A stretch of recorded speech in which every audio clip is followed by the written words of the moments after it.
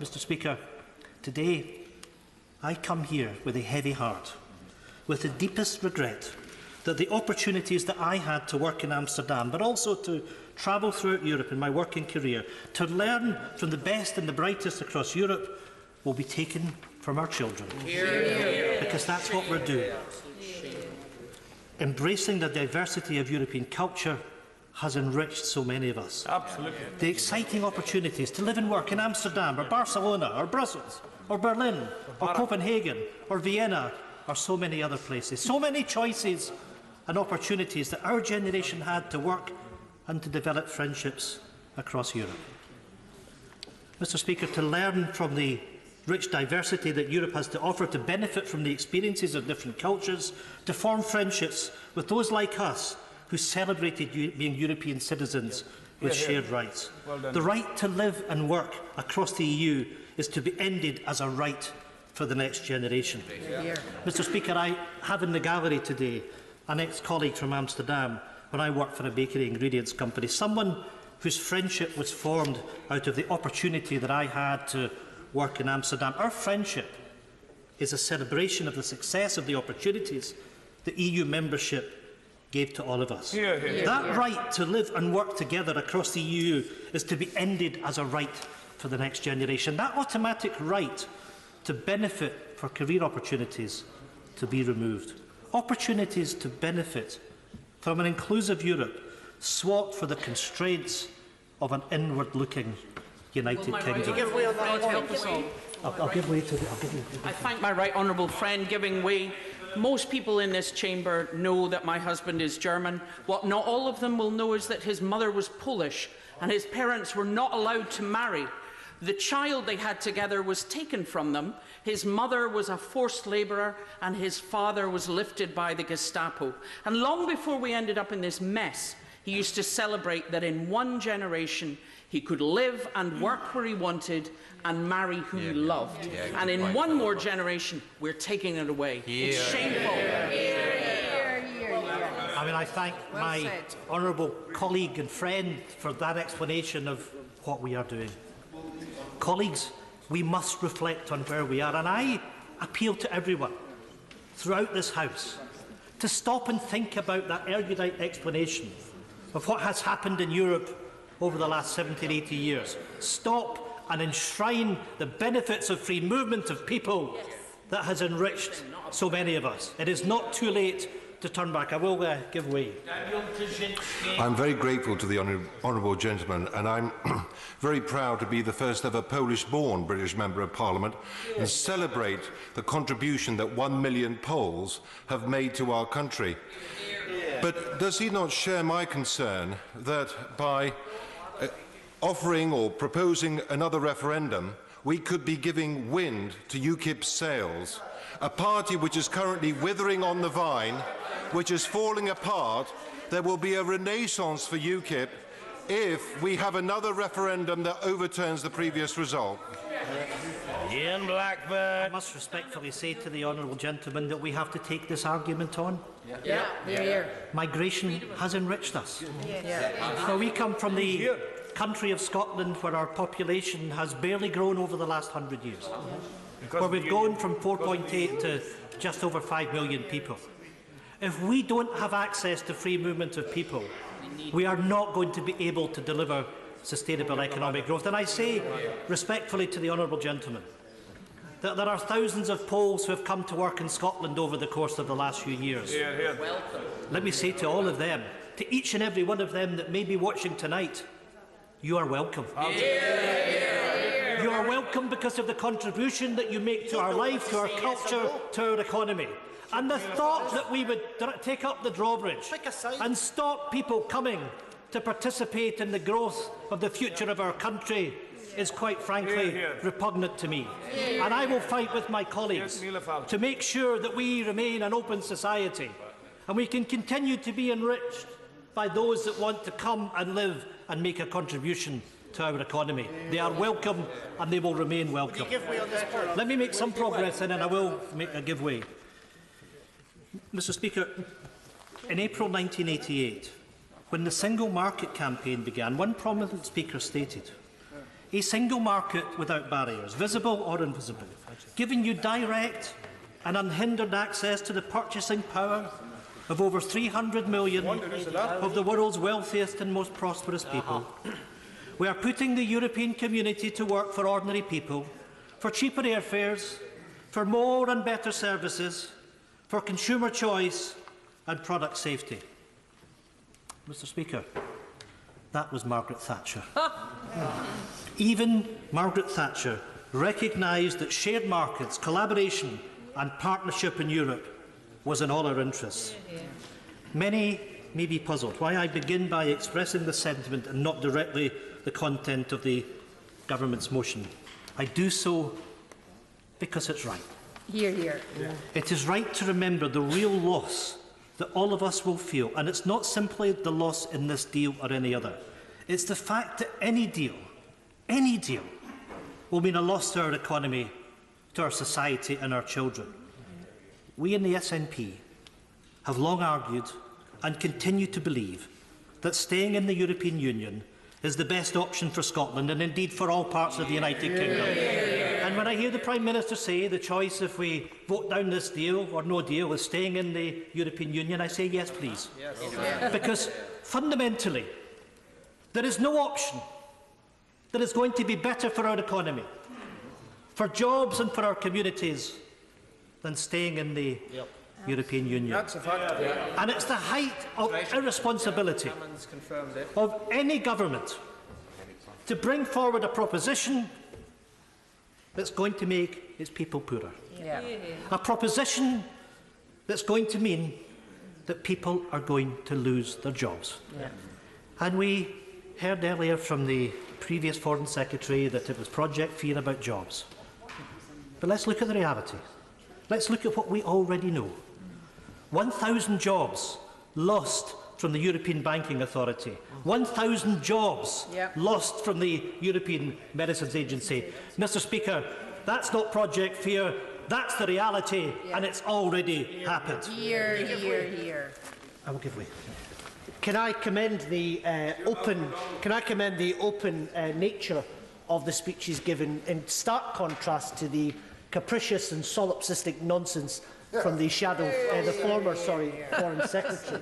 But will he join me on the issue of EU nationals in calling on the government, even at this late stage, to drop the charge they intend to impose on EU nationals to keep rights that they already enjoy in this country right now?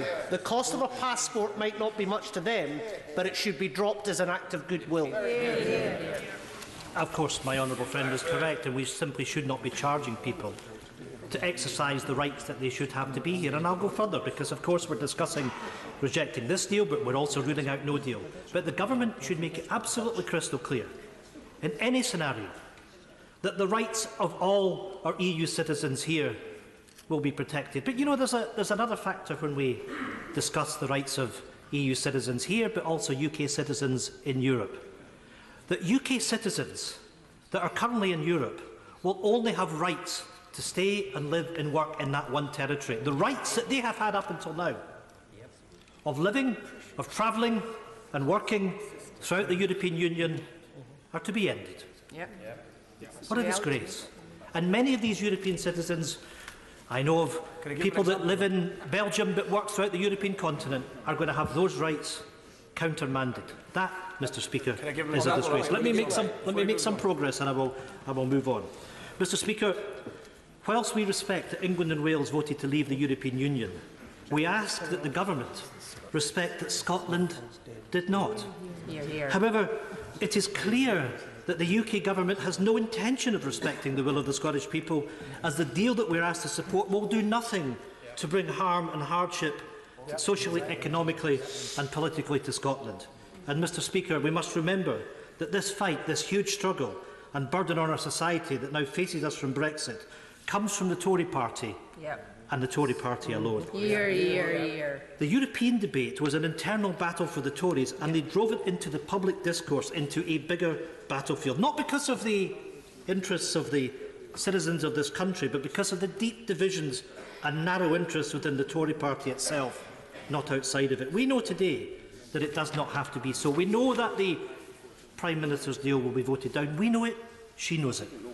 This House should also vote to remove no deal from the table. There is no scenario where we will be wealthier with Brexit. No government should expose its citizens to economic risk. That is what will happen with Brexit. The government's own analysis shows that to be the case. Mr. Speaker, we must stop this madness. We can go back to the people of these islands and be honest with them on the consequences of Brexit. Today, the Advocate General Manuel Campos Sanchez Bordona has advised that EU law would allow the UK to unilaterally revoke Article 50. Until the 29th of March. We can hit the reset button. That, Prime Minister, is called leadership. On that point, will he give way? I'll give way. I thank him for giving way.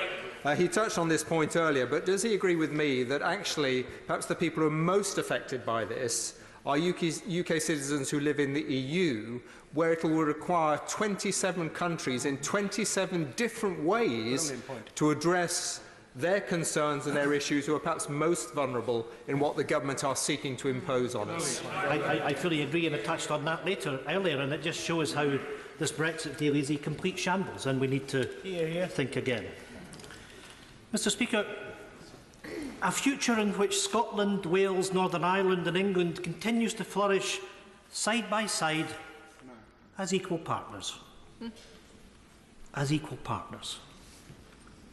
These words are not mine. These are the words of the Prime Minister. A Prime Minister who promised us equal partners, but her rhetoric is in ruins, as her government's record has shown time and time again. The Tories don't believe Scotland to be an equal partner, but a second-class nation, worth only of second-class treatment. Throughout the entire negotiating period, the UK government has treated Scotland with contempt. And you know, as I look around, and I can see shaking of heads, and I look at the chamber, I look in front of me. Where are the 13 Scottish Tory MPs that were to stand up for Scotland? In this debate, which is so crucial to Scotland's future, the Tories aren't just found wanting. They're simply not here. They've disappeared. I thank my right honourable friend for giving way. He is making an incredibly powerful speech. Will he agree with me on a matter of respect and a matter of contempt for the Scottish people and for our Parliament? If this government and its MPs continue to treat Scotland with the kind of disrespect that we have seen throughout this Brexit process, it will only make independence for Scotland more likely and come sooner. Good news. Well, I thank my honourable friend for that, and I will make a prediction to this Parliament that Scotland will become an independent country, and I'll say simply to the UK Parliament, keep going. You know, since we've come here, we've had English votes for English laws, we've had the power grab that's taking place, and the people of Scotland will one day make their judgment on what is happening. Mr. Speaker, I want to make some progress because I'm aware that many other people want to speak. Throughout the entire negotiating period, the UK government has treated Scotland with contempt. Scotland voted overwhelmingly to remain, yet the will of the Scottish people means nothing, absolutely nothing, to this Prime Minister. Instead of engaging meaningfully with Scotland during this critical time, the Prime Minister chose last-minute photocalls and stage-managed events in Scotland, all smoke and mirrors, to dress up the fact that her government couldn't care less about Scotland, and we can see it tonight. The Tories think they can do whatever they want to Scotland and get away with it. They think they can railroad this deal against our will and against our interests. The mask has well and truly slipped for the Tories. Let me say this. Scotland is not a second-class nation, and our people do not deserve a second-class deal. This proposed deal is a non-starter, and a no-deal Brexit is unthinkable. That means the priority now must be to stop Brexit, and the SNP has made clear we will support any steps which would secure Scotland's place in the European Union, in line with the votes of the people of Scotland. But we've also said that if the UK is to leave the EU, by far away the least damaging option is to stay in the single market, which is 8 times bigger than the UK alone and the customs union. He's been very clear. We know what he's saying. He wants to stay within the European Union. How's he going to get out of the common fisheries policy? And what's he going to do for Scottish fishermen? Well. Scottish fishing. You know, the reason that Scottish fishing was sold down the river in the 1970s was because Ted Heath made sure that our fishing interests were sold out. And I have to say to him that, you know, in the deal that the government's brought forward, it's the worst of all deals, because in the transition period, the UK would remain in the common fisheries policy, but would have no effect on the rules. And if you look at what the European Union has made clear, because you're going to enter into a transition, but you're not holding any cards in terms of the future relationship, and the EU 27 have said that the starting position for the negotiations of fishing will be one that they start from the existing quotas.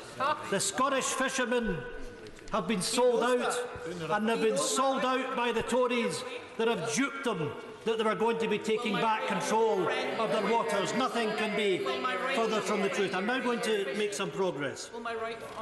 However, not content with ignoring the Scottish Government's compromise option for 2 years, Theresa May, the Prime Minister, now wants to shut Scotland's voice out entirely. The Prime Minister can't go on ignoring Scotland.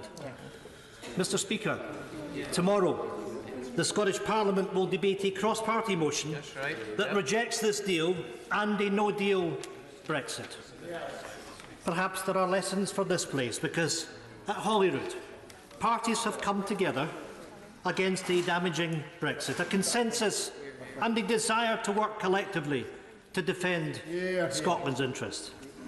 How many of the 13 Tory MPs from Scotland will stand up with us to defend Scotland's interests? Where are they? Not one. I think we know the answer from the failure of the Scottish Tory MPs to stand up against the power grab when Westminster voted to take back control from the Scottish Parliament. We saw then when our powers over fishing, farming and the environment were to be trampled all over by Westminster, and yet the Scottish Tories turned a blind eye. Scottish Tories standing silent as Scotland's Parliament, our Parliament, that the people of Scotland voted for in such huge numbers in 1997, had its powers constrained. The Prime Minister boasts that her deal has support, but I say the Prime Minister, her deal does not have the support of the people of Scotland. Mr. Speaker, a poll published earlier this year found that almost 2/3 of Scottish voters believe that the Westminster Government is ignoring their concerns during Brexit negotiations, and there is now more support in Scotland for remaining in the EU than at the time of the 2016 election. According to research for the People's Vote campaign, 66% of Scottish voters support staying in the EU. The Prime Minister, like her predecessors, is out of step with the feelings of the Scottish people. And it's not just Scottish people. Countless experts and professionals right across the UK have said this is a bad deal. Mr. Speaker, why is the Prime Minister not listening? The Prime Minister's proposed deal is unacceptable, and it must be defeated in this House. 80,000 jobs will be put directly at risk in Scotland as a result of Brexit. And yeah, I can see ministers shaking their heads. But that's the analysis of the Fraser of Avondale, and indeed the UK Government's own economic analysis points to the fact that a no-deal Brexit would damage the Scottish economy, would wipe out more than 8.5% of our GDP. How any government can impose these risks on Scotland is just simply breathtaking. The UK Government's intention to end free movement of people will be hugely damaging to our economy. Inward migration has made an overwhelmingly positive contribution to Scotland's economy, meeting our needs for workers in sectors such as health and social care, as well as in the tourism industry in the Highlands and Islands. Any reduction in EU migration could have a serious effect on Scotland's population growth and its demographic composition. In Scotland, all of the projected increase in our population over the next 25 years is due to migration. According to the Scottish Fiscal Commission, with 50% less EU migration, the working age population would decline by almost 1%, and the proportion of children would be declined by 4.3%. This deal totally fails to meet Scotland's distinctive needs. Great to the honourable gentleman for giving way. Just an example of exactly what he came to my ears today. There is a pilot who works for a Scottish airline who has a choice between having a strong EU Dutch passport or having a UK passport. Having a UK passport will mean he'll have to pay about £10,000 for himself and his wife and his children to stay in the UK, or leave him with a weaker passport, whereas he goes with a Dutch passport and works internationally in the airline industry. This is the very damage that the honourable gentleman is talking about, that this government does not care about.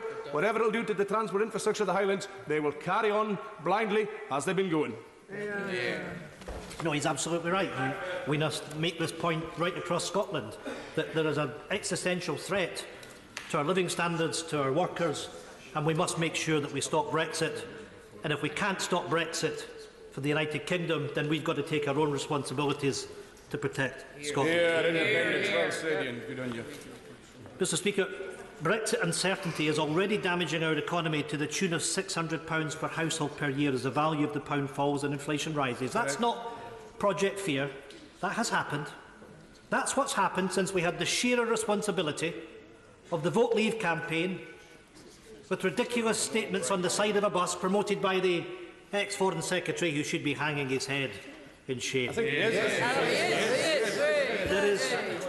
is no certainty on the PM's deal on future trading arrangement for goods or services, no certainty on future mobility, no clarity on law, and no guarantee on continued participation in EU funding programmes which support our universities, communities, NGOs and businesses. And uncertainty leads to risks for investment and further risks for our economy. By 2030, under a free trade agreement, GDP would be £9 billion lower than if we stayed in the European Union, equivalent to £1,600 per person in Scotland.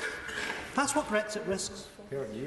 Per year, making the people of Scotland poorer. That's why the Scottish National Party, in all good faith, has offered a compromise.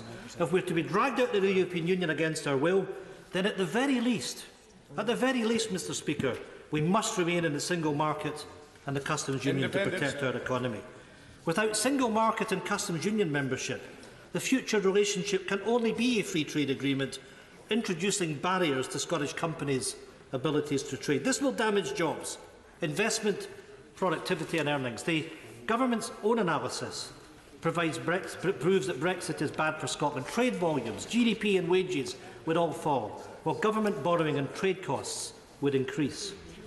All the analysis shows that in a no-deal scenario, that it would be catastrophic, and it's likely that the corporate sector in general is not well equipped to deal with a no-deal Brexit. Correct. It is more important than ever that we're not faced with a false choice between a bad deal and a no-deal. We need to have more time. We must extend Article 50 and take an alternative route to protect our economy. This deal and no deal are not options.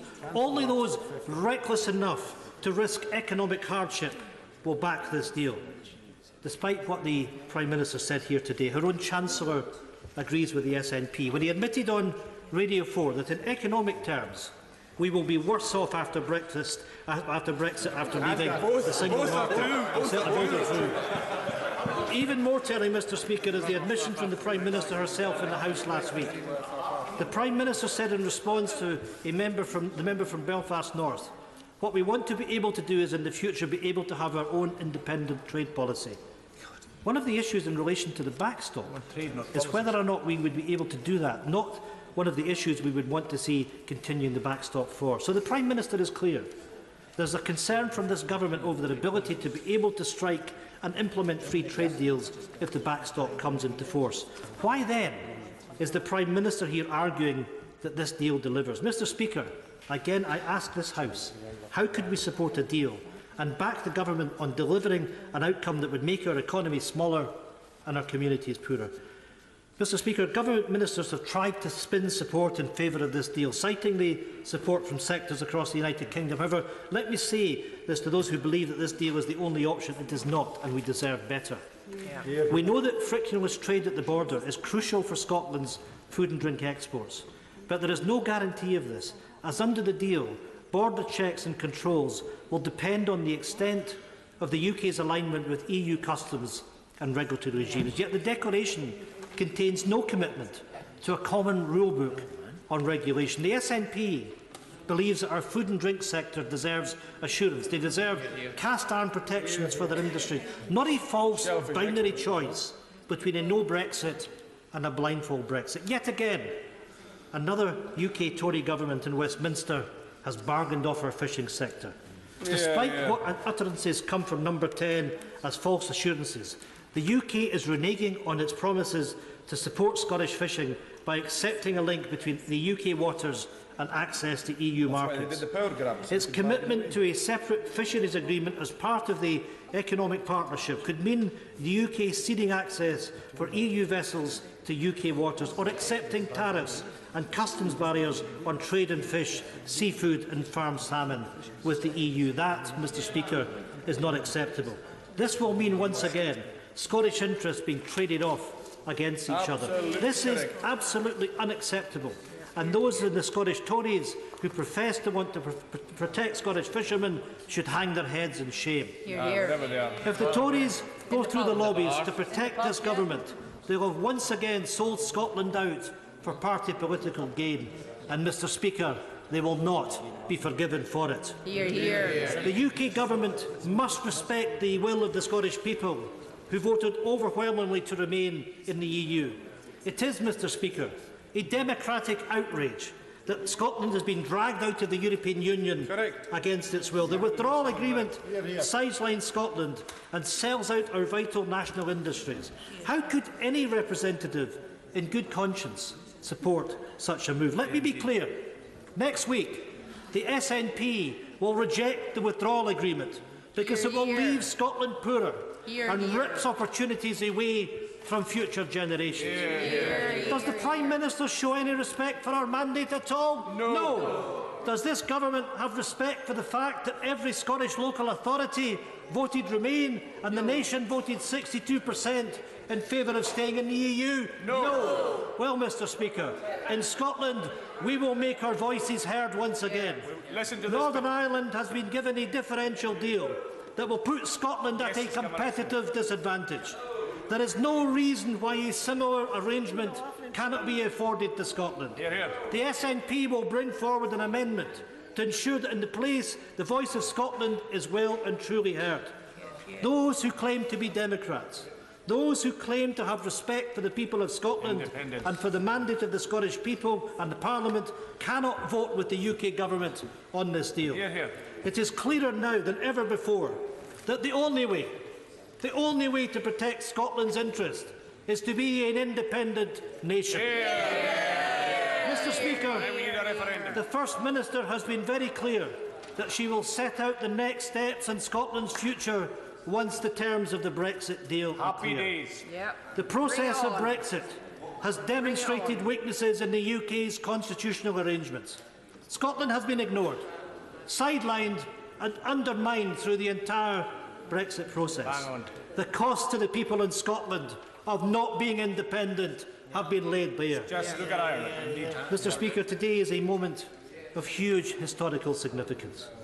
A moment that for decades to come, people will remember what this place decided to do if we as public representatives with the responsibility to protect our communities and constituents vote for a deal that will harm and hinder their opportunities, or if we stood up for them. Mr Speaker, this is no ordinary time in our history, and it is no ordinary time for our politics. Brexit has cast the politics of Westminster into a landscape of crumbling certainties. We are at a defining moment. We must stand up for our constituents. We cannot ignore the economic analysis. We cannot drive blindfolded off the cliff edge. We must take back control in this place. We must have the courage of our convictions and yield the power gifted us to do the right thing. We must stop this deal and this government from railroading recklessly over our rights, our freedoms and the opportunities for our people. There is another way. There is time, and we must take it.